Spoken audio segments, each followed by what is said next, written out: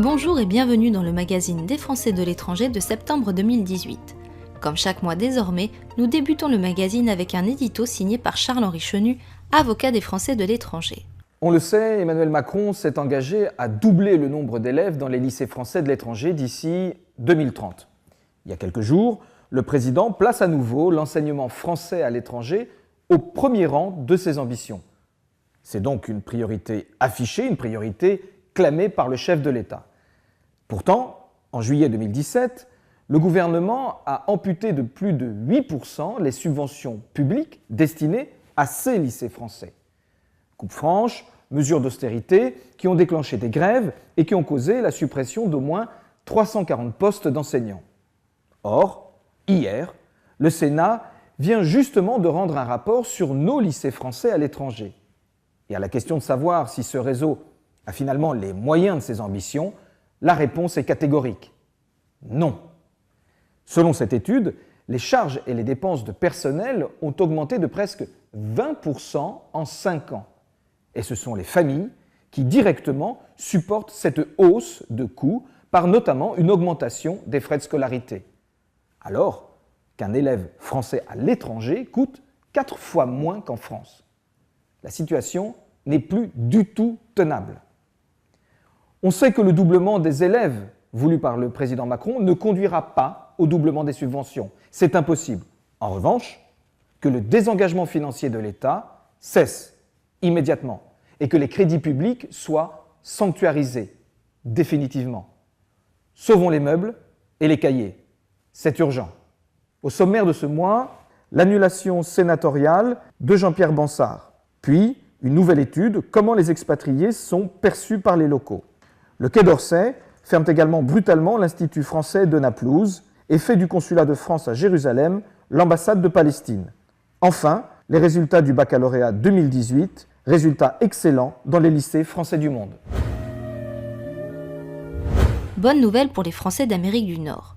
Le Louisianais Damien Rognard devient sénateur des Français de l'étranger suite à l'annulation le 27 juillet dernier de l'élection de Jean-Pierre Bansard, 77 ans, riche homme d'affaires et propriétaire de plusieurs hôtels de renom. Celui qui est également chevalier de l'Ordre national du mérite et grand officier de la Légion d'honneur s'est vu reprocher par le Conseil constitutionnel, suite à une enquête de Mediapart dévoilée en novembre 2017, le financement de frais de déplacement des électeurs sénatoriaux pour aller voter à Paris.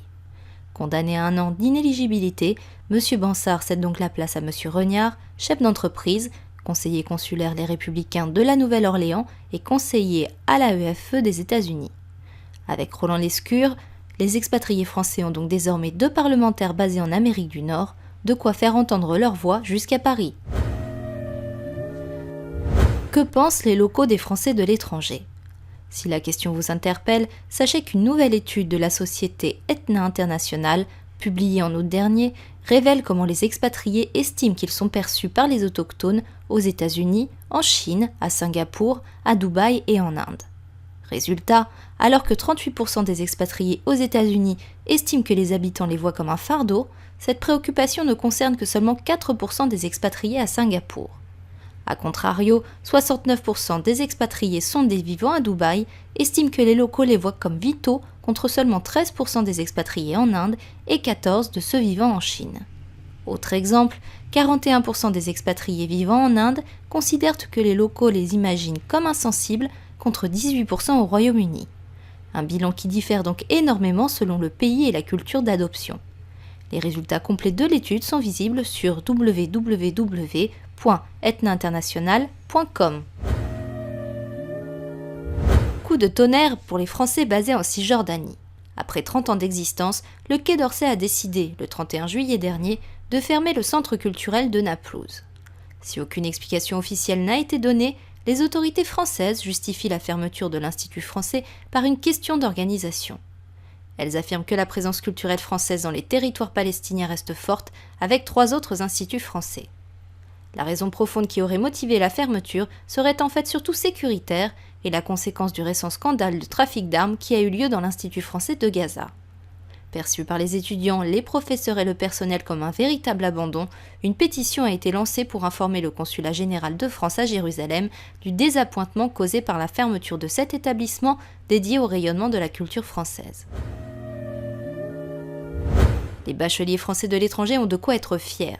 L'AEFE ayant dévoilé en juillet dernier les résultats au précieux diplôme, il est à constater que 97,3% des 17 609 candidats ont obtenu leur baccalauréat, dont 76% avec mention. D'Ottawa à Séoul en passant par Niamey ou encore Rome, les cérémonies de remise de diplômes ont été l'occasion de célébrer l'excellence de ces élèves assidus promis à un bel avenir.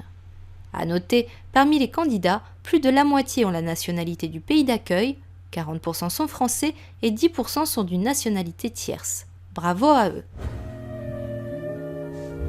Le Quai d'Orsay a des dispositions anti-israéliennes, en particulier sur la question de Jérusalem. Elle fait du consulat de France à Jérusalem l'ambassade de Palestine.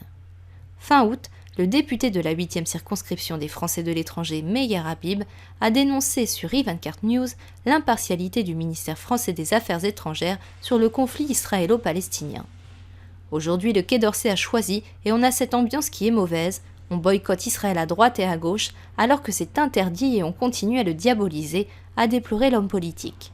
Au cours de son interview, M. Habib avait par ailleurs pointé du doigt la une de Libération sur la génération estropiée à Gaza. Vous avez un déménagement prévu dans les prochaines semaines, n'hésitez pas à faire appel à un déménageur soucieux de la qualité de l'environnement et faites appel à la société Bailly Déménagement. Demandez un devis gratuit en ligne en vous connectant sur www.déménagement-bailly.com. Merci de nous avoir suivis et rendez-vous le mois prochain.